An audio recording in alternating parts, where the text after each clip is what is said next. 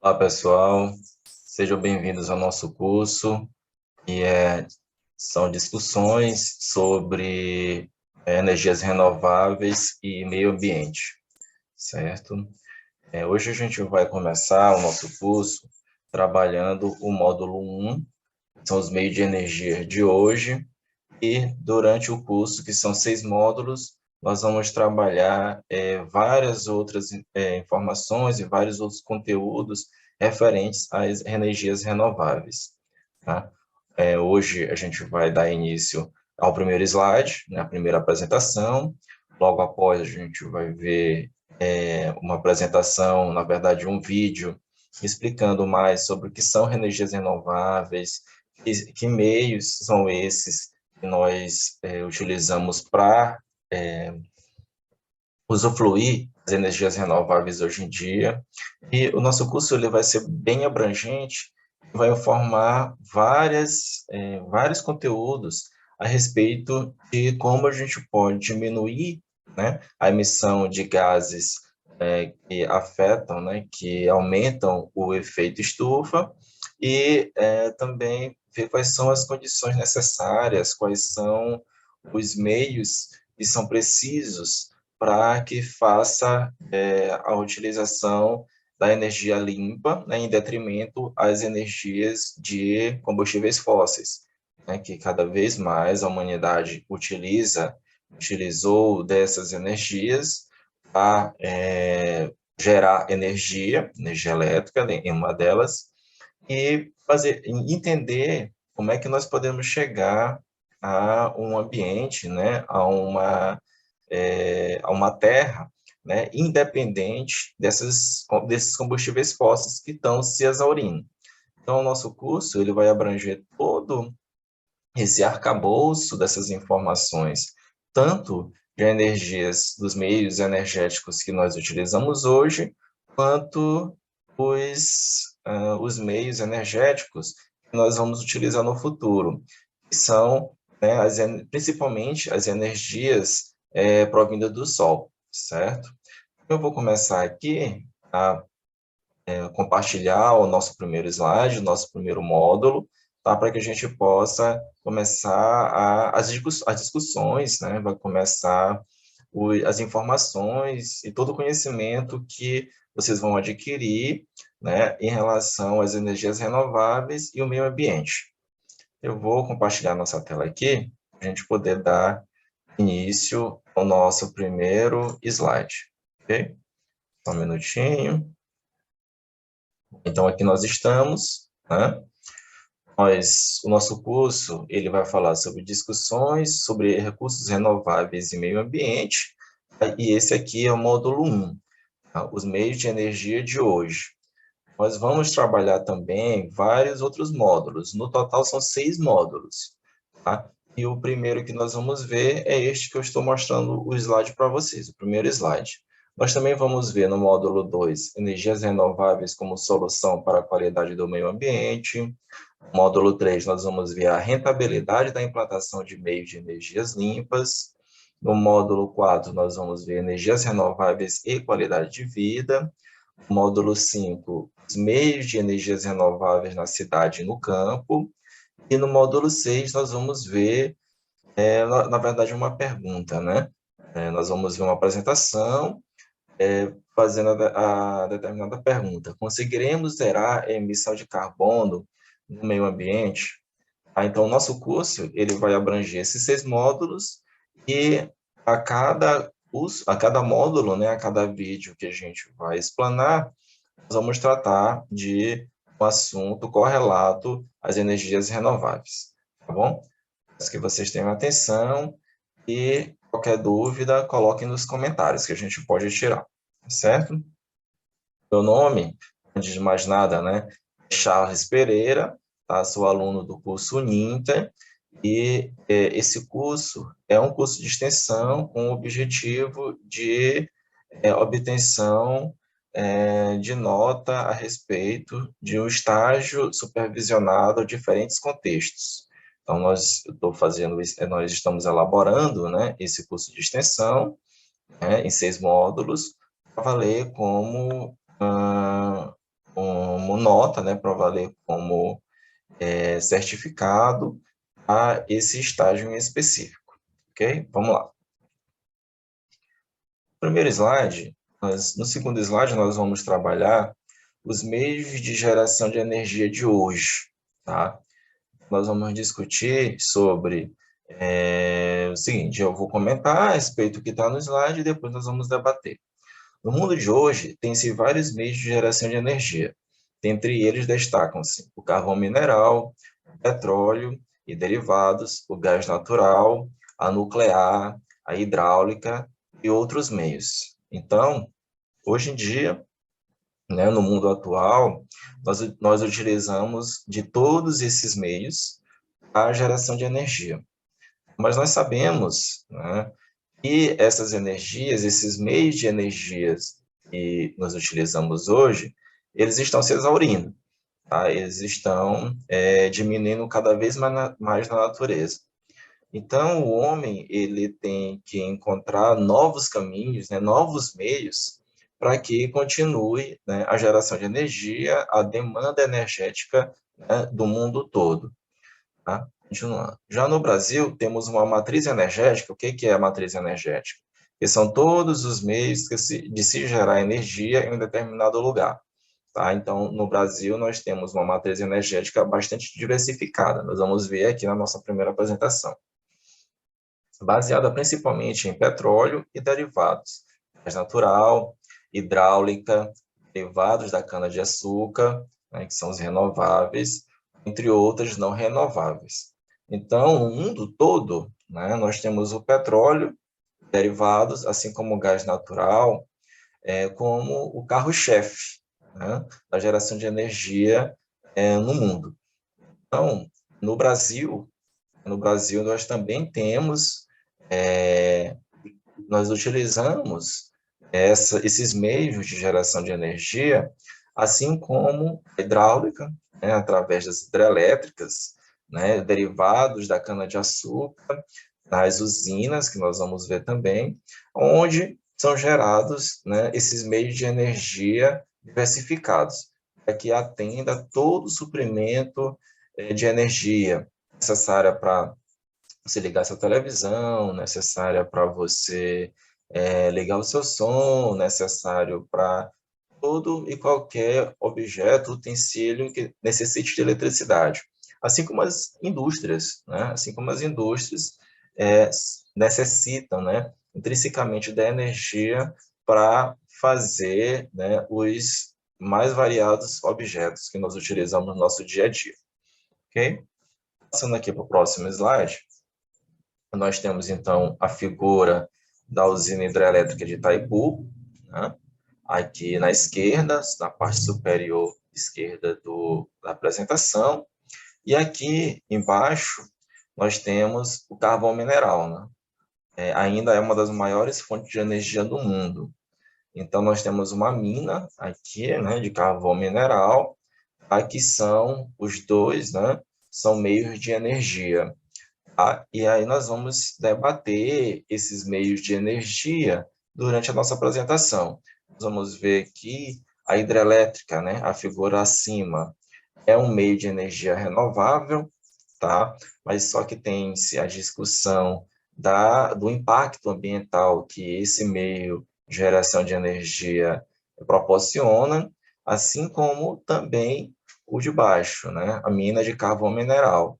Aqui, na verdade, nós estamos falando sobre uma energia não renovável, ou seja, esse carvão mineral um dia vai acabar, né? Então, nós vamos verificar e vamos debater todos esses meios de energias que nós vamos observar na apresentação. Aqui nós temos mais duas imagens relatando sobre a plataforma de extração de petróleo, essa imagem superior. Na parte inferior, nós temos a plataforma de extração do gás, né, do gás natural.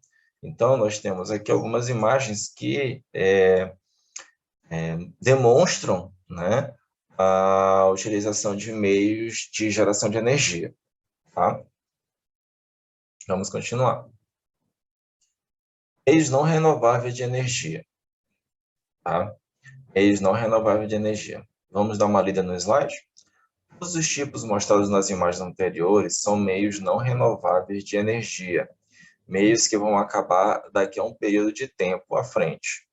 Sendo assim, a humanidade tem novos meios de geração de energia, mas agora tem-se a preocupação legítima do aumento da temperatura na Terra, sendo necessário para isso buscar meios renováveis e que não poluem ou degradem o meio ambiente. Aí nós vamos ver nos slides seguintes. Então, nós falamos que todos os meios de geração de energias anteriores são não renováveis, não é isso? Mas nós temos a hidrelétrica, né? A hidrelétrica que ela gera energia de acordo com a força da caída da água, né? Para mover as turbinas e assim gerar energia elétrica. Então, nós temos a usina hidrelétrica, onde no Brasil e no mundo existem várias, tá? Que fazem, né? Que proporcionam a geração de energia nas mais diversas cidades. Tá? Então, no próximo slide, nós vamos ver, na verdade, todos os meios de geração de energias renováveis. Tá? Bom, aqui, claro, qual é a principal virtude, né? Qual é o principal, a principal benefício que essas energias renováveis, que nós vamos ver nos próximos slides, oferecem para nós e para o planeta, claro, né? Consequentemente, é a não emissão, né, do gás carbônico na natureza, do dióxido de carbono na natureza, que é o principal responsável pelo quê? Pelo aumento, né, do buraco na camada de ozônio, pelo aumento do efeito estufa. Então, esse é o objetivo, né, que a humanidade almeja, para que a temperatura da Terra não eleve, que a temperatura da Terra fique em níveis confortáveis para o ser humano. Vamos ao próximo slide ver os meios de energias renováveis. Os meios de energias renováveis. Como meio de geração de energias renováveis, temos a hídrica, né? Energia da água dos rios, a solar, a energia do sol, a eólica, que é a energia do vento, a biomassa, que é a energia de matéria orgânica, a geotérmica, que é a energia do interior da Terra, e a oceânica, a energia das marés e das ondas. Então, aqui nós temos, né, um compêndio, né, de todos aqueles meios de geração de energias que são renováveis, tá ok? Vamos partir para o próximo slide, vamos ver como se obtém energia de cada uma delas. Fontes renováveis. Muitas delas têm um período de geração. Por exemplo, a solar, geralmente, é no dia, né? Então, a energia solar, nós vamos poder extrair, né, a energia solar enquanto é dia. À noite não vai ser possível, né, fazer a captação da energia solar. A eólica, quando há ventos, né? Quando há ventos, né, por exemplo, no Brasil, nós vamos ver também na nossa apresentação, no Brasil, há locais em que há a possibilidade de geração de energia eólica, que é no extremo norte e no extremo sul, e, claro, em consequência disso, há outros locais que não vai ser possível fazer a implantação dos geradores de energia a captação da energia eólica. A hídrica, tá, pode não ocorrer quando há estiagens, tá? Então, por exemplo, a energia hídrica provinda das hidrelétricas pode não ocorrer mais, né, num tempo de estiagem, no tempo em que os rios possam secar, certo? Continuando o slide. Elas são muito importantes atualmente, porque são consideradas fontes limpas, emitem menos gases do efeito estufa que as fósseis e são uma boa ideia quando nos referimos à inserção no mercado mundial e no brasileiro também. Então, o Brasil, nós vamos ver vários especialistas que vão confirmar essa informação. No Brasil, nós temos já um compêndio de geração de energia, né, bastante diversificada. No Brasil, nós temos praticamente de tudo. Nós utilizamos praticamente de todos esses meios de geração de energia, tanto renováveis quanto não renováveis, que são os fósseis. Tá?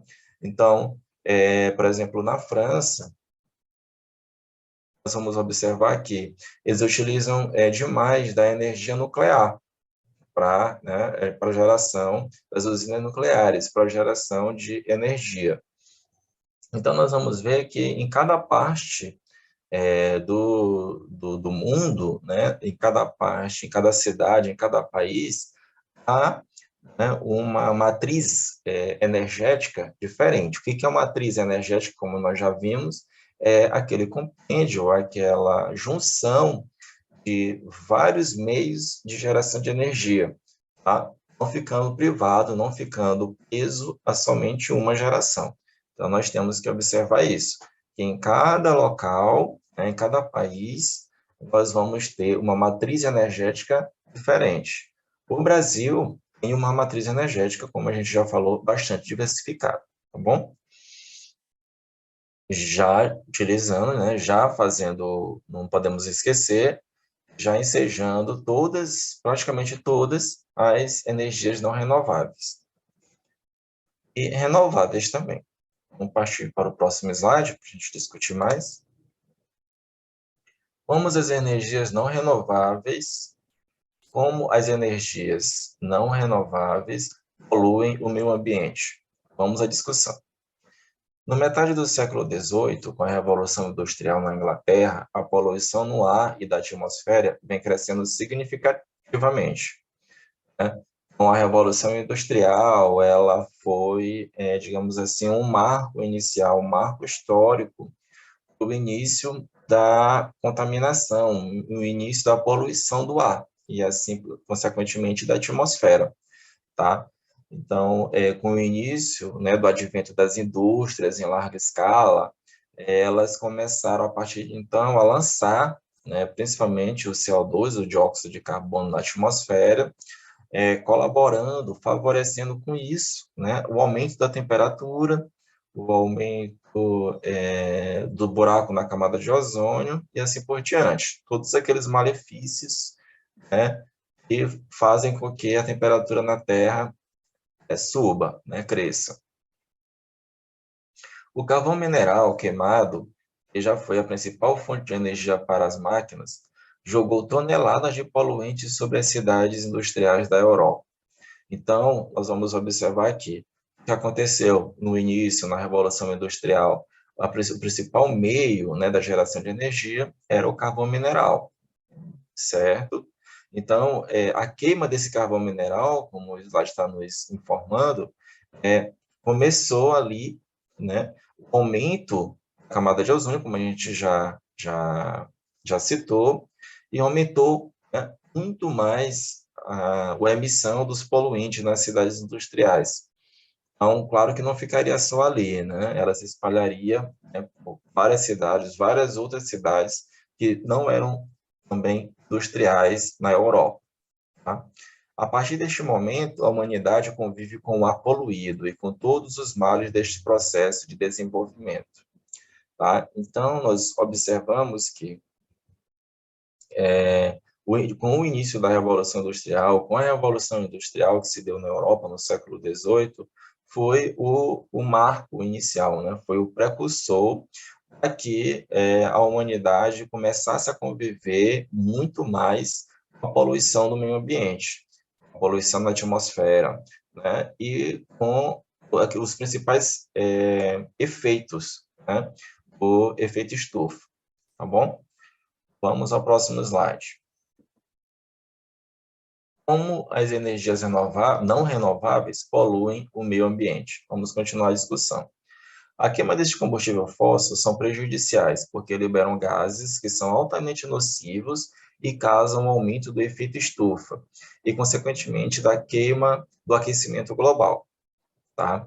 Então, nós temos aí, claro, como já foi citado, a queima dos combustíveis fósseis é o principal responsável pelo aumento da temperatura na Terra, pelo aumento, né, do efeito estufa, Consequentemente, né, como diz o slide, o aquecimento do aquecimento global. Depois disso, vem a poluição do meio ambiente e, sucessivamente, as mudanças climáticas. Tá? Então, é uma reação em cadeia, né?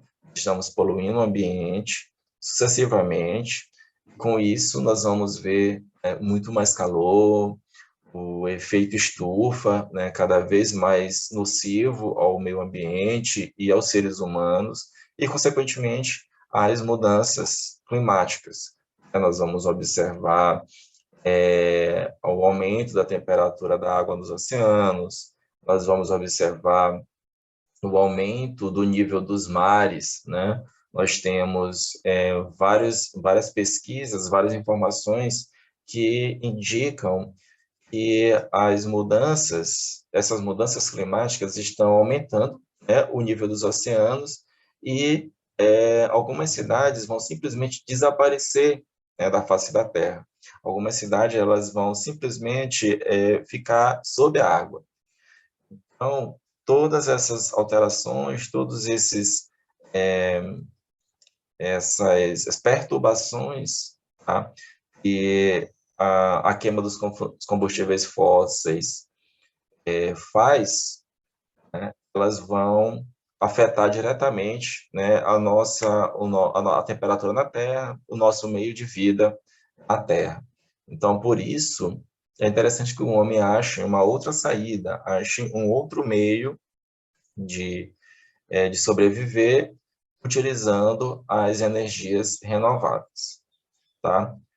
Continuando. Apesar disso tudo, no mundo atual é a fonte mais utilizada para a geração de energia, com destaque de longe para o petróleo. Então, nós tivemos no início da Revolução Industrial o carvão mineral como principal fonte de energia. Logo depois disso, nós vamos ter o petróleo, né, e seus derivados como o principal fator que alimenta, né, os gases do efeito estufa, que alimenta, né, a proliferação de gases e aumenta as influências sobre o efeito estufa, né? E sabemos que o petróleo, na verdade, é uma energia não renovável e ele está se exaurindo na natureza, está ficando cada vez mais difícil de encontrá-lo na natureza, certo? Vamos para o próximo slide. As principais causas da poluição do ar. Então, vamos lá. Hoje em dia, mais e mais cidades no mundo têm o seu ar contaminado. No Brasil, cidades como São Paulo, Belo Horizonte, Rio de Janeiro e Brasil afora, Tóquio, Nova York, Cidade do México, estão na relação das cidades mais afetadas com a poluição do ar. Toda essa contaminação é provinda principalmente da queima de combustíveis fósseis, como o carvão mineral e derivados do petróleo, a gasolina e o diesel. Entre os principais gases emitidos, temos o monóxido e o dióxido de carbono, enxofre, dentre outros. Então, nós sentimos aqui no Brasil, né, claro, os efeitos, né, do ar contaminado. As cidades industriais, como São Paulo, Belo Horizonte e Rio de Janeiro, são as que mais contribuem, né, são as que mais contribuem a emissão de gases do efeito estufa. Outras cidades totalmente poluídas, Tóquio, Nova York, Cidade do México, e não podemos esquecer cidades como Xangai, na China, né, Pequim, também na China, são uma das cidades mais afetadas, são uma das cidades que mais sofrem, né, com os gases do efeito estufa, com os gases que comprometem o meio ambiente. Então, é verdade que nos noticiários, muito antes da pandemia, né, da pandemia de Covid-19, nós vimos nos telejornais todo o povo praticamente chinês, né, principalmente nas grandes cidades, utilizando máscaras. Tanto era tanto é a contaminação do ar nessas cidades. Tá? Então, essas grandes cidades industriais, elas têm esses problemas com o ar, com a poluição do ar, justamente pela queima dos combustíveis fósseis. Tá? Quais são os principais gases, né, que são emitidos pela queima dos combustíveis fósseis? O monóxido e o dióxido de carbono. Enxofre, né, prejudicial à saúde, entre outros gases. Tá? Então, nós temos que observar que já faz tempo que nós queimamos combustíveis fósseis e, assim, estamos colaborando cada vez mais com o efeito estufa, com a poluição do ar. Vamos para o próximo slide. Importante de se lembrar, o carvão mineral e os derivados do petróleo são responsáveis pela geração de energia que alimenta os setores industrial, elétrico e de transportes de grandes números da maioria das economias do mundo. O que a gente quer dizer com isso? Né? Nós queremos dizer que eles são, ainda hoje, importantíssimos para a economia mundial. São importantíssimos para a economia mundial, para a geopolítica, eles colaboram para a alteração da geopolítica mundial e assim por diante. Tá? Então, ainda é muito importante deter, né, manter o equilíbrio, essas energias não renováveis, porque o mundo ainda está se adaptando à utilização das energias renováveis. Tá? Nós vamos ver nos próximos slides a grande importância que as energias renováveis vai ter no mundo de hoje, mundo atual, e ainda mais daqui a 20 ou 30 anos. Colocá-los de lado, ou seja, retirá-los de repente do cenário da geração de energia, ainda está difícil.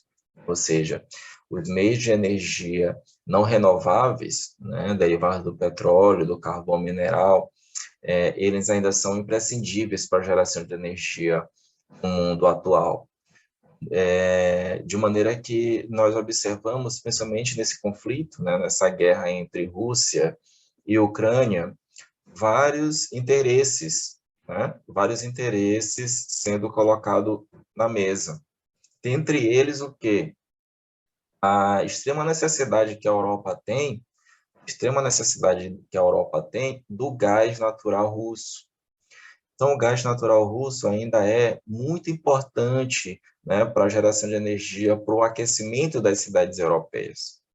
Então, nós estamos observando esse conflito, está sendo num período de bastante frio na Europa, e esse conflito ele vem mostrar para a gente o quanto a Europa é dependente do gás natural russo. Para quê? Para geração de energia, para o aquecimento das casas na Europa Ocidental. Nós temos que observar que nós somos muito dependentes, né, do carvão mineral e do petróleo e seus derivados, tá, para a sobrevivência, né, sobrevivência e para geração de energia, né, principalmente na Europa. Tá bom? Vamos para o próximo slide. Dos impactos. Agora nós vamos ver, né, diversos impactos, né, que os meios de energia de hoje, que são principalmente os não renováveis, têm, né, impactam a natureza, nosso mundo. Devemos ter em mente que um dos poluentes mais prejudiciais é o enxofre, né, cujo símbolo na tabela periódica nós bem sabemos que é o S, e que absorve-se o mesmo através do ar que respiramos, causando vários problemas de saúde. Agora veremos os impactos dos combustíveis fósseis nos mais variados setores da vida na Terra. Tá? Então, nós vamos ver aqui vários impactos dos combustíveis fósseis, tá? Tanto no ser humano, quanto nos materiais, tá? No ferro, no plástico, assim como em vários outros setores da nossa vida. Impacto sobre a saúde humana. Os efeitos do dióxido de enxofre tá? São desde aumentar a frequência da respiração, aumento da resistência ao fluxo de ar, diminuição do volume do ar respirado, irritação aguda do trato respiratório e agravamento de casos de asma e problemas cardiopulmonares. Então, nós temos aí vários problemas, né, que impactam a saúde humana, que são o quê? Derivado da queima de combustíveis fósseis, tá? Não sei se os ouvintes têm algum problema de saúde, algum problema respiratório, né, e podem ser cada vez mais agravados, né, com a queima dos combustíveis fósseis. Vamos ver onde mais a queima dos combustíveis fósseis podem impactar. 2. Impactos em bens materiais. Vamos ver. O SO2, que é o dióxido de enxofre, é a maior causa da corrosão de metais expostos ao ar. Estudos indicam a relação direta entre metais expostos ao ar contaminado e a corrosão dos mesmos. Então, vemos que o dióxido de enxofre é altamente prejudicial aos metais expostos ao ar. Nós temos aí os impactos nos materiais, né, principalmente nos metais. Nós vamos ver aí que ele é altamente prejudicial. Okay? Pintura de casas também são afetadas pelos compostos químicos. Em locais mais contaminados, é necessário repintar as superfícies. Tá? Então, principalmente nessas cidades, né, nessas cidades industriais, onde há emissão de toneladas e toneladas do dióxido de enxofre, é necessário que se faça o quê? Pintura das casas frequentemente, porque a queima do material, a queima do combustível fóssil, afeta diretamente a pintura dessas casas. Assim como também afeta a resistência da fibra da lã de roupas. O nylon também é enfraquecido em locais mais contaminados, ou seja, nós temos aí vários materiais que são afetados diretamente, né, com a emissão da queima dos combustíveis fósseis. Então, nós temos que observar que a queima dos combustíveis fósseis ela é prejudicial em geral, né, em vários setores da nossa vida cotidiana. Vamos ver mais. Nós temos aí, então, um omitocino, né, a gente quis trazer a representação de um homem com problemas, né, respiratórios, né, devido, né, à respiração do ar, né, contaminado com a queima dos combustíveis fósseis, e nós também temos o obelisco de Cleópatra, aqui ele também é afetado pela queima dos combustíveis fósseis, pela emissão do dióxido de enxofre. Então, cada vez mais ele vai se deteriorando, né, com a emissão desses gases, e aí, daqui a um tempo, podemos perder esse monumento histórico, né, da vida passada. Continuando. Mais um pouco sobre os impactos. Os impactos sobre os animais. Concentrações maiores podem fazer efeitos nocíveis para os animais. O gado, principalmente, os mais gordos, o dióxido de enxofre prejudica as vias respiratórias devido à gordura dos animais. Nós temos aí os impactos sobre os animais, né? E um animal importantíssimo, né, na nossa cadeia alimentar, que é a carne bovina, carne de gado. 4. Impacto sobre a visibilidade. Vamos ver o que fala sobre isso. O principal efeito nocivo para a visibilidade que os gases provindos da queima dos combustíveis fósseis é a formação da bruma, né, perturbações atmosféricas em uma região. É causada pelo SO2, pelo dióxido de enxofre, que pode ser emitido de muito longe, prejudicando saber de onde exatamente a poluição está sendo gerada. Então, nós temos também, né, o impacto sobre a visibilidade devido à queima dos combustíveis fósseis. Tá? Vocês vão observando que ela impacta de uma maneira geral, como a gente já falou, em toda a nossa vida cotidiana, em todos os setores da nossa vida cotidiana. 5. Né, a criação da chuva ácida. Outro fator de poluição e comprometimento tanto de animais, sapos e peixes, quanto para bens materiais, assim como para plantas, e manter a normalidade dos lagos, dificultando, assim, para a vida marinha, né? Uma chuva ácida que é provida também da contaminação do ar, da emissão dos gases do efeito estufa, ela compromete também a vida marinha. A gente pode observar aí nas informações do slide. Vamos dar continuidade? Nós temos aqui um resumo dos impactos, tá?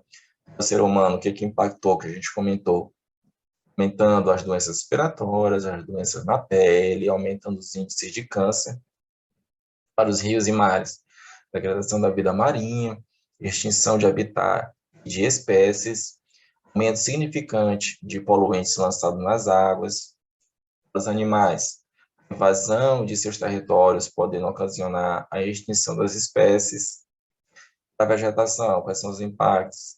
Degrada os biomas, aumentando os desertos, ocasionando desequilíbrio ambiental. Nós temos aí um resumo de todos os impactos provindos, né, da emissão dos gases do efeito estufa, né, da emissão da queima dos gases, principalmente carvão mineral e petróleo e derivados, no meio ambiente, causando todos esses impactos para vários setores da nossa vida cotidiana. Ok? Então, nós temos aqui um panorama da matriz energética. Vamos ver o que é a matriz energética. É todos aqueles meios, né, de geração de energia de determinado local, determinado país. Em 2014, o Brasil, nós tínhamos aqui, de acordo com o nosso gráfico de pizza, né, 65,2% da geração de energia vinha das hidrelétricas, certo? Esse 2014. Tá? 7,4% da biomassa, que nós vamos ver, né, depois como é feita a geração de energia através da biomassa, 2% através da eólica, 13% através do gás natural, derivados de petróleo, né, eram 6,8%, a energia nuclear, nós temos Angra 1, Angra 2 e Angra 3, tá, eram responsáveis por 2,5%, e carvão e derivados era responsável por 3,2%, certo? E isso, a geração hidráulica em 2014, era uma geração de 407 terawatts, né, de energia hidráulica, ok? Em 2011, nós já vamos ter aqui, né, outras informações. Em 2011, no Brasil, a energia hidráulica era responsável por 81,8% da geração de energia, tá? Em 2011. 6,6% em biomassa, eólica 0,5%, onde nós vamos ter parques eólicos, nós vamos ter parques eólicos tanto no norte como no extremo norte, nordeste também, e no extremo sul do país, do Brasil. O gás natural nós tínhamos em 2011 4,4%, derivados de petróleo nós tínhamos 2,6%, a nuclear 2,8% e carvão e derivados 1,4%. Então, nós vemos aqui nesse slide, nós vemos um aumento, né, significante de quê? Do consumo, da geração de energia através das usinas hidrelétricas, né? Em 2014, nós tivemos 65,2%. Já em 2011, 2014, nós tínhamos 81,8%. Nós vemos aqui que houve um aumento, né? Houve uma variabilidade, né, da nossa matriz energética. Tá? Então, esse slide fica aqui para a gente poder entender mais ou menos como é a matriz energética no Brasil. Ok? Vamos ao próximo slide. A oferta de energia. Tá? Então, nós temos aqui a oferta de energia no Brasil e no mundo. Tá? Nós temos aqui petróleo e derivados com 31,9%, nós temos o gás natural com 22,1%, a nuclear com 4,9%, a hídrica com 2,5%, biomassa 9,8%, outros 1,6% e o carvão 27,1%, certo? E quais são os maiores consumidores de petróleo do mundo? Os maiores consumidores de petróleo no mundo, nós vamos ter os Estados Unidos, né? Aqui embaixo, como o maior consumidor de petróleo no mundo, depois a China e Japão, nós temos o Brasil aqui também, os maiores produtores, os maiores consumidores de energia no mundo, nós estamos representando aqui neste gráfico. Tá? Vamos dar continuidade. Consumo total de energia no mundo. Tá? Nós temos o quê? Nós temos o consumo total de energia no mundo como o petróleo, a partir da fonte de energia, o petróleo ainda é, você observar, a maior, o carvão a segunda maior, tá? O gás é a terceira, nuclear a quarta, a hidrelétrica a quinta, e outros meios como com a última posição, tá? Percentual de oferta de energia no mundo. Nós temos o petróleo, como a gente já havia combinado, né?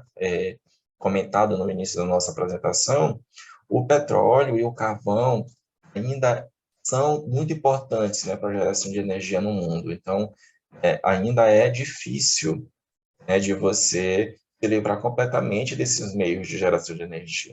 Mas é necessário e é preponderante que nós nos cerquemos de vários meios, né, que seja diversificado os meios de geração de energia no Brasil e no mundo, tá? Quanto mais diversificado, melhor. E quanto menos a gente tiver dependência, né, desses meios de energia não renováveis, vai ser melhor para o ser humano. Tá? Vamos continuar. Bom, nessa parte da apresentação, nós vamos ver agora um vídeo falando sobre as energias renováveis, o que são as energias renováveis, o que são as energias renováveis, tá? E vai haver uma explicação da utilização dessas energias no Brasil, no mundo, ok? Nós vamos ver um vídeo agora para que a gente possa melhorar, né, as explicações e o entendimento a respeito dessas informações, das energias renováveis e não renováveis.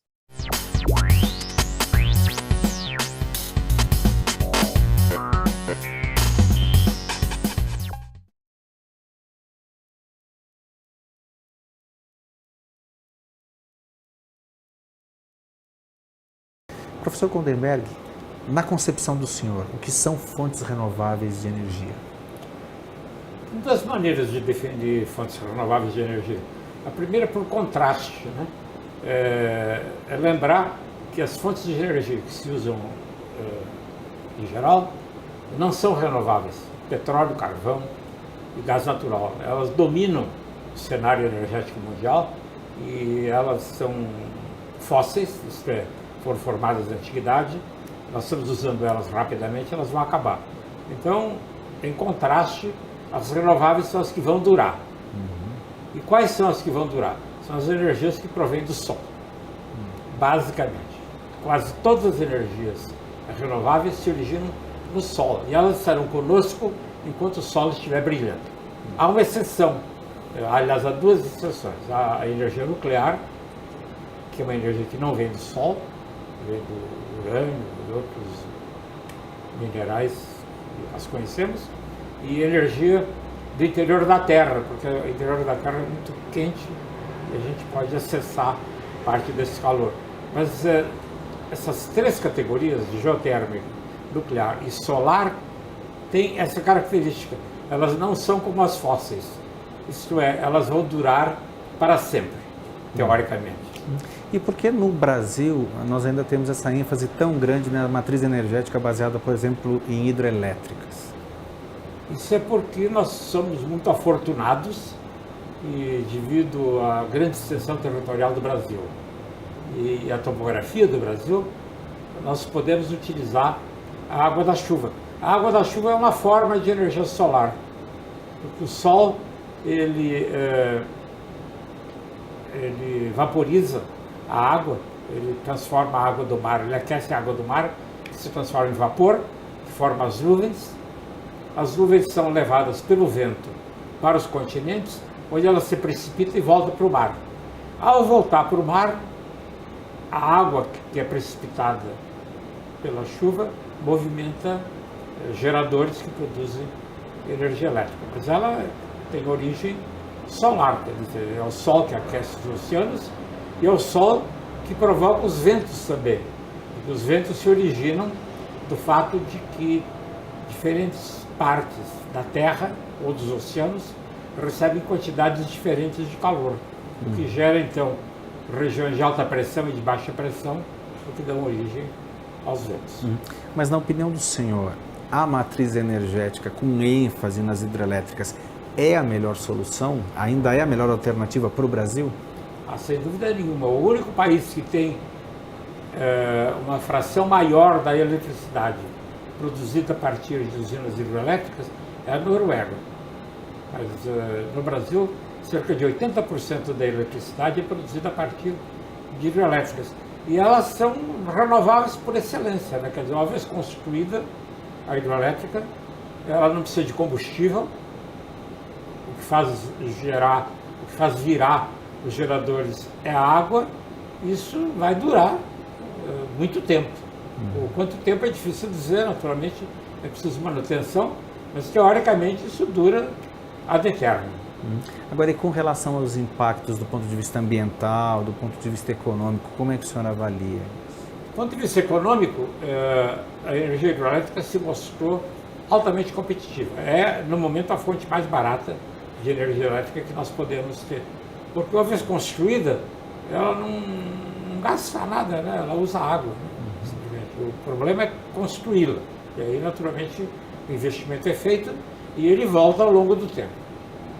Do ponto de vista econômico, ela é extremamente atraente. Do ponto de vista ambiental, ela pode dar origem a problemas, porque a construção das hidrelétricas, frequentemente, envolve a construção de um reservatório, porque não chove o ano todo, chove em determinados meses do ano. Então é preciso formar um lago e guardar água para os meses em que não chove. Isso, às vezes, não tem problemas. Por exemplo, em Barra Bonita, aqui no estado de São Paulo, há uma represa que formou um lago que não existia lá. O lago de Barra Bonita é artificial, mas ele acaba se transformando numa fonte de progresso enorme da cidade, porque ela gerou turismo, gerou um bocado de outras atividades. De modo que os impactos ambientais foram até positivos. Há lugares em que os impactos ambientais são negativos. Veja as controvérsias que existem em torno de Belo Monte, né, que está sendo construída, porque ela inunda uma região da floresta amazônica, o que não é uma coisa recomendável, e afeta às vezes populações, e até populações indígenas, em alguns casos. Então, aí é preciso um balanço entre as vantagens que a energia hidrelétrica tem e os problemas que a energia hidrelétrica gera. No balanço global, até agora, eu acho que o Brasil foi muito bem. Mas está se tornando cada vez mais difícil, porque os melhores aproveitamentos já foram feitos. Nós agora estamos fazendo aproveitamentos em regiões distantes, que é sempre muito mais complicado, muitos deles situados na Amazônia, o que complica mais ainda. E a Amazônia não é um lugar onde haja grandes desníveis geográficos. E para construir uma hidrelétrica boa, é preciso uma queda d'água significante. A melhor usina hidrelétrica que nós temos aqui no Brasil é de Cubatão, não é mesmo? Porque a água da represa Billings fica a 700 metros de altura, cai serra abaixo e gera energia elétrica na base da serra. Mas cessando então as alternativas, que outras alternativas nós teríamos adequadas à realidade do país para suprir então essa demanda excedente que talvez as hidrelétricas não possam fornecer? As duas mais importantes, a meu ver, além da hidrelétrica, são a energia eólica, a energia dos ventos, que é uma energia solar também. Os ventos se originam do aquecimento que o Sol provoca desigual em diferentes partes da superfície da Terra. Acontece que os lugares onde há ventos, digamos, fortes e duradouros, depende muito de onde se está. E os principais lugares aqui no Brasil são do sul do país, lá na região de Torres, um pouco em Santa Catarina, e no norte do país, Fortaleza, na região de Fortaleza e dos estados do norte, Piauí, por ali. E isso está sendo feito agora, estão sendo desenvolvidas, estão sendo instaladas usinas que geram energia. A energia, ela é intermitente, quer dizer, ela só é gerada quando o vento sopra. Mas elas funcionam junto com as hidrelétricas, porque o sistema brasileiro é integrado. Quando venta muito, a gente utiliza a energia eólica. E com isso economiza água. Quando venta pouco, a gente usa energia hidrelétrica que está armazenada. Além dos ventos, a grande fonte, e que ainda é subutilizada no Brasil, é a energia da biomassa. Principalmente bagaço. Não só bagaço, mas principalmente bagaço de cana. Porque ela é queimada, bagaço de cana é queimado nas usinas para produzir o calor que a usina precisa. Está ocorrendo, uma usina de açúcar ou de etanol funciona dessa maneira, ela precisa de calor. E esse calor, então, pode ser usado para ferver água e produzir eletricidade. Então, ela é uma usina térmica, mas ela não usa petróleo ou carvão, ela usa biomassa, que é renovável, é um produto agrícola e que cresce todos os anos. Quer dizer, o canavial cresce num ano, a gente corta o canavial, mas no ano seguinte ele cresce de novo. É o que caracteriza a renovabilidade, quer dizer, algo que vai continuar para sempre. E é claro que sempre é uma palavra relativa, mas vai continuar durante muito tempo. Não é como petróleo que se esgota rapidamente. Veja que está acontecendo com os poços de Campos, né? Os poços de petróleo de Campos. Né? Agora, nessa questão da biomassa, professor, tem também um fator, uma implicação aí do ponto de vista ambiental, né? Alguns especialistas já falam na questão da necessidade dos chamados desertos verdes para alimentar isso. Como é que o senhor avalia essa questão? Olha, é uma questão, digamos, quantitativa, de quanto você faz. Beleza? Então, veja, o Brasil é o maior produtor de cana-de-açúcar do mundo. Ele utiliza aproximadamente 7 a 8 milhões de hectares plantando cana. E qualquer pessoa que viaja pelo interior de São Paulo tem a impressão de estar viajando no meio de um mar de cana, né? Pois é, mas no Brasil todo, a produção agrícola ocupa 60 milhões de hectares. Ou seja, cana-de-açúcar, apesar de importante, ela representa pouco mais de 10% do que se planta no Brasil. E soja, por exemplo, ocupa uma área muito maior. A soja ocupa 20 milhões de hectares. Né? Então tem-se a impressão de que nós estamos cobrindo o Brasil com mar de cana. E tem-se a impressão também, às vezes, que a expansão da produção de cana-de-açúcar está acabando empurrando o gado para a Amazônia e, portanto, levando à destruição da floresta amazônica. Não é verdade. Qualitativamente poderia ser verdade. Quantitativamente não é. E há estudos, inclusive feitos na Escola Superior de Agricultura Luiz de Queiroz, e pela Embrapa e outras organizações do Ministério da Agricultura, que mostram que o que está ocorrendo é que o gado, tem muito gado no Brasil, e que ocupa uma área muito grande. O gado está sendo criado de uma maneira um pouco mais confinada. Quer dizer, a densidade de gado na terra está aumentando. Até 10 anos atrás, cada cabeça de gado no Brasil ocupava aproximadamente 1 hectare. Era o gado mais espaçoso do mundo. Agora não, agora o gado ocupa menos de 1 hectare. Uma cabeça de gado ocupa menos de 1 hectare, porque o gado, a ração do gado é suplementada com outras coisas, inclusive com bagaço de cana.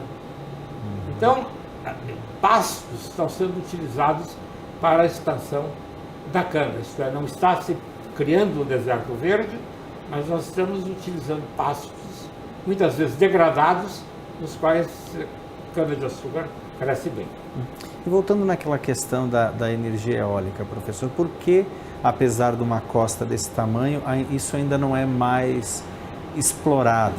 Quais são os empecilhos, quais são os desafios a serem vencidos no Brasil para que a energia eólica, por exemplo, se torne mais importante dentro da matriz energética nacional? Olha, o problema das diferentes fontes de energia, hidráulica, eólica, biomassa, o carvão, com o qual a gente pode gerar eletricidade também, tem muito a ver com o sistema de leilões que o governo criou. O governo criou um sistema pelo qual a produção de novas fontes de energia é decidida através de leilões. Todo ano, ou até várias vezes por ano, o governo organiza um leilão no qual diferentes empreendedores, então, apresentam propostas para produzir energia nova. Então, isso ocorre e aparece, então, energia hidroelétrica, energia eólica, etc. Acontece o seguinte, que no sistema usado atualmente pelo governo, a partir de 2004, quem vence o leilão é quem apresenta o menor preço. Então, há uma ideia de que se procura a modicidade tarifária. É uma linguagem sofisticada, mas o que a gente procura é o produto de menor preço. É como em licitações públicas, sabe? Se uma das unidades da USP resolver comprar papel para usar no fax ou para imprimir apostilas, etc., é feita uma concorrência e ganha quem tem o menor preço. Às vezes o menor preço não é a melhor qualidade. Então há críticas acerca desse método que o governo está usando de expandir a produção de energia elétrica na base da modicidade tarifária. A lógica da modicidade tarifária é que se a eletricidade for mais barata, vai beneficiar os setores mais carentes da população. Essa é a teoria, né? Na prática, ela coloca todas as fontes de energia competindo umas com as outras. E ocorre que a energia eólica às vezes não pode competir. Por quê? Porque não tem vento em qualquer lugar. Veja, para produzir energia elétrica a partir do carvão, é fácil, porque a gente pega carvão e leva para o lugar onde a gente quer produzir. Vento não. Isso é uma característica do lugar. E aqui no Brasil, os lugares bons, bons significam ventos de alta, de grande velocidade e que sejam duradouros. E esses ventos se encontram ou no sul do país ou no norte. Os extremos. E aí há um problema de linhas de transmissão, porque eles ficam longe dos grandes centros de consumo. Deixa eu dar um exemplo para você, mas é um exemplo extremo e é um acidente também, que vai acabar sendo resolvido, né? No Piauí foi construído um parque eólico que ficou pronto rapidamente, porque essas coisas se constroem rapidamente. Ele está ocioso, apesar do vento soprar, evidentemente, né? Porque as linhas que levariam a eletricidade até os linhões da Eletrobras não ficou pronto em tempo. Vai acabar ficando pronto, mas durante esse período, evidentemente, a empresa que construiu esse parque eólico está perdendo dinheiro. E no caso da energia solar, professor? Energia solar, todas essas energias são solares, mas o que a gente chama de energia solar células fotovoltaicas. É energia fotovoltaica, é energia que a gente capta a energia em células preparadas para esse fim e elas convertem a luz solar diretamente em eletricidade. A energia solar funciona magnificamente bem nos satélites artificiais. Se há uma coisa essencial no satélite artificial, são as células fotovoltaicas, porque é impossível carregar combustível no satélite artificial. No seu carro, por exemplo, você pode colocar gasolina ou álcool, mas a cada 100, 200 quilômetros, você acaba encontrando um posto de gasolina para reabastecer. O satélite artificial, uma vez lançado no espaço, vai ter muitas dificuldades em fazer isso, né? Mas ele capta a energia que ele precisa com aquelas antenas, aqueles painéis que ele abre quando está lá no espaço. O que é o seguinte, é que células fotovoltaicas, há 40 anos atrás, custavam $80.000 por quilowatt. 1 quilowatt de hidroeletricidade custa $1.000. Quer dizer, há 40 anos atrás, células voltaicas produziam eletricidade 80 vezes mais cara do que a eletricidade. Bom, nesses 40 anos, o custo foi caindo. E continua caindo. Mas ele ainda é 2 a 3 vezes mais caro que as outras formas de energia. Eólica, biomassa ou hidroelétrica. E esse é o problema, quer dizer, ela não é economicamente competitiva. E nos leilões, que não distinguem qualidade, ela não consegue competir. Eu acho que esses leilões são feitos de uma maneira incorreta, eles precisariam ser sofisticados, porque depende do tipo de energia que a gente quer. Por exemplo, a energia fotovoltaica é limpa. Beleza? A energia produzida por carvão é suja. Então é razoável que a gente pague um pouco mais caro por uma energia que seja limpa. E no exterior há muitos lugares em que a população concordou com isso. Mas aqui no Brasil é proibido, porque o leilão elimina qualquer escolha desse tipo. De modo que esse é o problema. Agora, ainda assim, a energia fotovoltaica está penetrando, porque as pessoas descobriram que elas podem colocar um painel e resolver parte dos seus problemas. Por exemplo, em regiões isoladas, onde não tem linhas elétricas, né? Sobretudo lá no Amazonas, naquelas vilas lá, ou na África, em muitos lugares, é muito comum você encontrar um painel solar de 2, 3 metros quadrados e que capta suficiente energia solar para produzir a eletricidade necessária para operar um telefone, uma pequena geladeira para guardar remédios ou produtos perecíveis e, mais importante provavelmente do que tudo isso, televisão. É difícil encontrar uma aldeia indígena na Amazônia que não tenha televisão, com um painel solar. Então, para certas aplicações, ela já se tornou viável. Ela não é competitiva, mas não há competição. Se você está no meio da Amazônia, se você não tem redes elétricas, aí o problema do custo não se coloca dessa forma.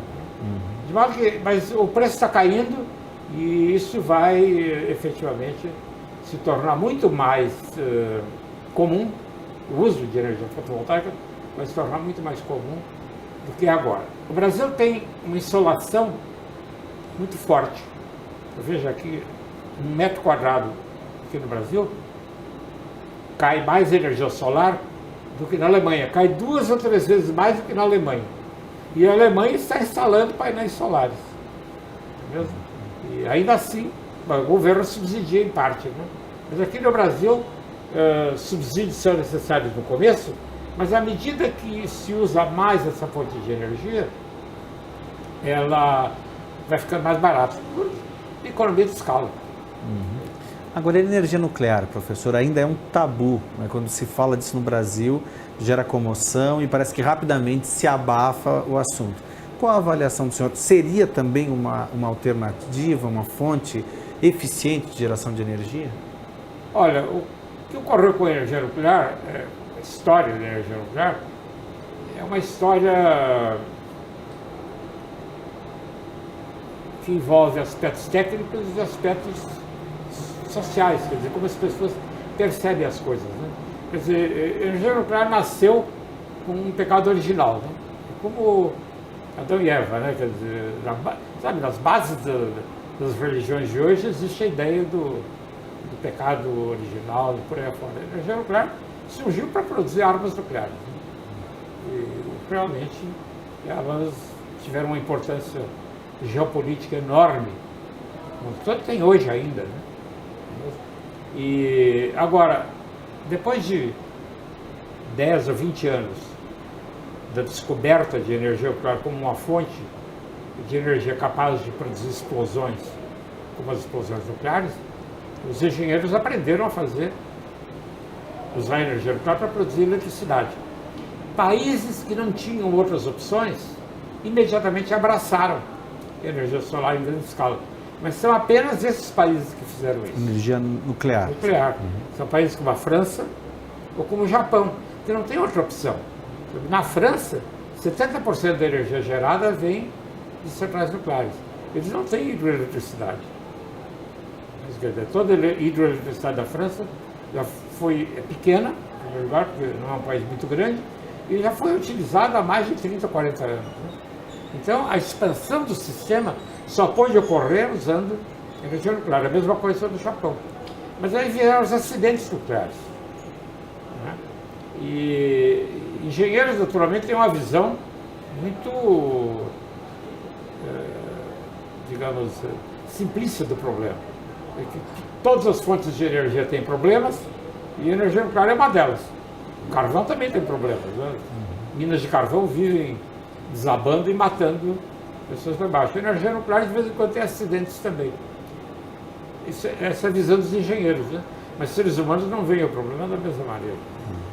Mesmo porque você trabalhar como mineiro e descer num poço a 1000 metros de profundidade e depois a mina desabar, tem uma explosão lá dentro e você morrer é uma coisa, né? Mas você... Ou mesmo reduzir a expectativa de vida por todos os problemas pulmonares causados pelo carvão e tal. Exatamente. Agora, você morar num lugar completamente inocente, né? E subitamente vem uma nuvem radioativa no lugar onde você mora, afeta as pessoas de uma maneira completamente diferente. Né? E houve esses acidentes, então, 3 grandes acidentes nucleares. Né? 3 Mile Island, nos Estados Unidos, que foi o primeiro, em 1978, Chernobyl, em 1986, e Fukushima, agora. Então, a confiabilidade desse sistema de produzir energia, ele está em julgamento, né? Por mais que os engenheiros tentem convencer as pessoas de que eles vão fazer direito e vão fazer cada vez melhor, e afinal, acidentes tem também na aviação. Nem por isso as pessoas abandonaram a aviação. Mas aí que está, é que seres humanos não funcionam desse jeito, né? Não é mesmo? Quer dizer, um acidente de um avião mata 100 ou 200 pessoas, mas elas escolheram voar de avião e a morte dessas pessoas acaba lá. A radioatividade tem efeitos que podem se propagar por seus descendentes. E a questão do lixo, professor, do lixo gerado numa usina nuclear, também não é um empecilho? Também é um problema, quer dizer, até agora não há nenhuma solução definitiva para onde depositar, para o problema de depositar esses resíduos nucleares. E, sabe, a palavra lixo não é mais usada para esses produtos. São resíduos radioativos, que poderão eventualmente ser reaproveitados. Então, os engenheiros que operam essas unidades, eles gostariam de armazenar os resíduos no lugar onde eles poderiam, eventualmente, buscar de volta. E tanto que no mundo todo, praticamente no mundo todo, o que está ocorrendo com os resíduos é que eles são armazenados em piscinas colocadas ao lado dos reatores nucleares. Isso ocorreu em Fukushima, com as piscinas são necessárias porque elas resfriam esses elementos que são altamente radioativos. Um dos problemas com Fukushima é que com o terremoto a água de algumas das piscinas foi embora, o que provocou mais emissão de radioatividade. E as pessoas reagem de uma maneira que às vezes é muito, poderia até ser chamada de irracional diante de radioatividade. Mas o mundo está cheio de irracionalidades, né? Essa não é a única irracionalidade. E caracterizar o comportamento de pessoas como irracionais é fazer pouco da sensibilidade humana. Na opinião do senhor, dentro da nossa realidade de consumo hoje, qual seria a matriz energética ideal para o país? Olha, a matriz que nós tivemos até agora, com 80% da eletricidade vindo de hidrelétricas, e ela era uma das melhores matrizes do mundo. No Brasil, ainda hoje, cerca de 50% da energia é renovável, porque tem hidroeletricidade, tem etanol, cana-de-açúcar, várias coisas. O que é o seguinte, que o ciclo da hidroeletricidade está começando a chegar aos seus limites, por razões ambientais, e porque elas se encontram na Amazônia, são distantes, daqui a pouco vai afetar a economicidade delas. Então é preciso desenvolver outras fontes que ocupem o lugar de uma participação decrescente de hidroeletricidade. E tem vários competidores para isso, né? Tem energia nuclear, que é uma delas, tem eólicas e energia da biomassa, que são as mais importantes, até que as fotovoltaicas se tornam importantes. Enquanto isso, a gente pode usar gás e outras coisas. Mas eu acho que ainda durante 20 ou 30 anos, o problema não vai se colocar no Brasil. O que há com o Brasil é que ele não tem necessidade de energia nuclear. Não se trata nem de fazer um julgamento definitivo se a energia nuclear é boa ou ruim. Não é um problema que nós temos que decidir. É melhor que os japoneses decidam, que sofram as consequências de uma decisão errada, né? Ou que os franceses decidam. Né? Nós podemos efetivamente esperar. Quer dizer, o que cabe ao Brasil fazer em termos de energia nuclear é acompanhar o desenvolvimento da tecnologia, a meu ver. Do ponto de vista ambiental, o que seria, professor, a matriz energética ideal? Ou a nossa hoje já é adequada? Bom, ela não é ideal porque apenas 50% da energia é renovável. O que se considera ideal seria 100%. Seria um sistema solar. E há grupos que têm feito análises para verificar a viabilidade dessa solução. Há o estudo do Greenpeace, por exemplo, nesse sentido. O Greenpeace, a meu ver, exagera, né? Quer dizer, eles acham que, eventualmente, até o ano 2050, nós poderíamos ter, no mundo todo, uma matriz energética renovável. Eu não creio que seja verdade. Mas, no mundo todo, hoje, energias renováveis representam aproximadamente 13% a 14%. No mundo todo. Não no Brasil, no Brasil é mais do que isso. No mundo todo, aproximadamente 13% a 14%. Esse número poderia chegar de 30% a 40% em 2050. Que eu acho que é o limite do que nós podemos extrapolar com os conhecimentos que nós temos hoje.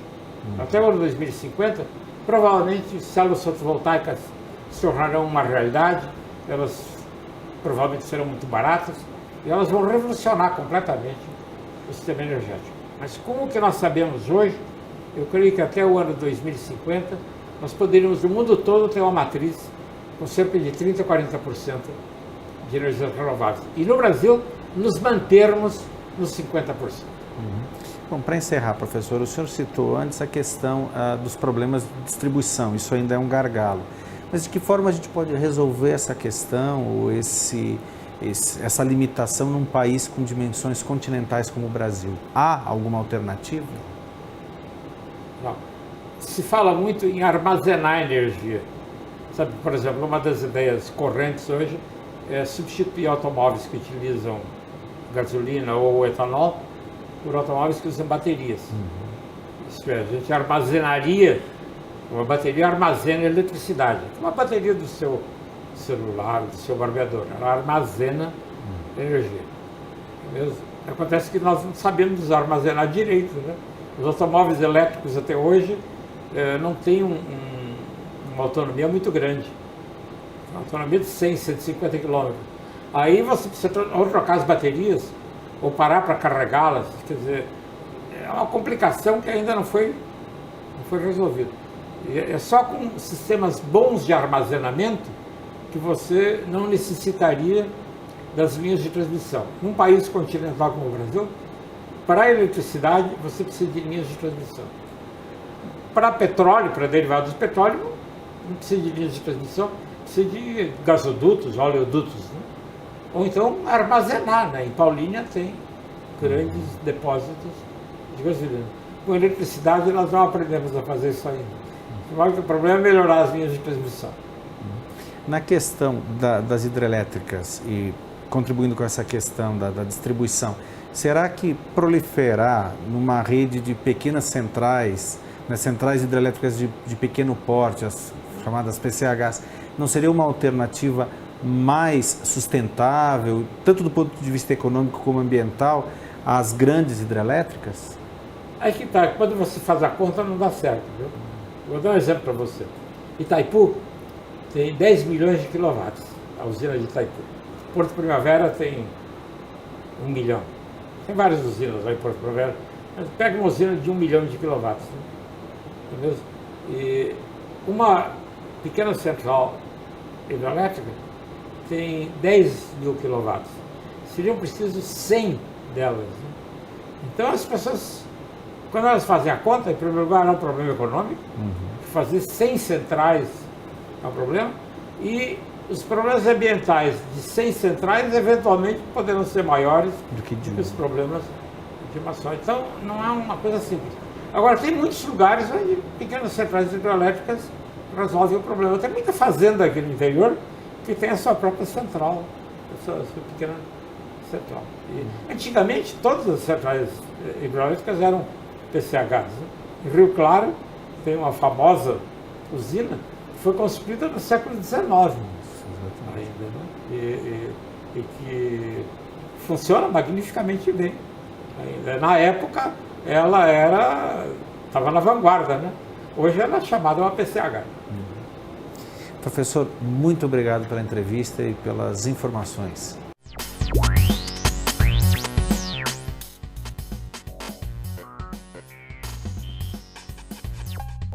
Depois de vermos todas as explicações do professor, nós vamos passar para o próximo slide e vamos fazer a pergunta para os ouvintes.